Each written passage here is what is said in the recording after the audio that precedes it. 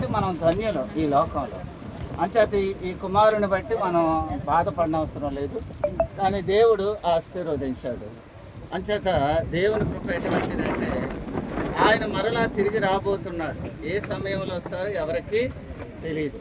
కాబట్టి మనం సిద్ధపడి ప్రభు మార్గంలో నడవడానికి, ఆయన వలె జీవించడానికి దేవుడు సహాయం చేయాలి. అందరి చేత పౌలు భక్తుడు ఏమని అంటాడంటే, ఈ వాక్యాలను రాస్తూ ఒక నిరీక్షణ మనకు ఉంది, ఆ నిరీక్షణతో మనం జీవిస్తున్నాం కాబట్టి మనకు దుఃఖం అనేది లేకుండా ప్రభు రాజ్యానికి వారసులం అవుతామని తెలియపరుస్తున్నాం.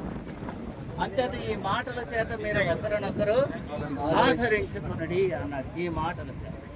కాబట్టి ఈ గొప్ప మాటలు ప్రభు మనకి దయచేశారు, ఆయన నమ్ముకున్నాం. అంచేత ఈ సమయంలో దేవకుమార్ గారు మన మధ్య లేకపోయినప్పుడు ఆయన మహిమార్థమై ఈ లోకంలో జీవించడానికి దేవుడు, అంచేత ఆయన యొక్క శరీరాన్ని మనమందరి సమక్షములో దీన్ని అప్పగిస్తున్నాం.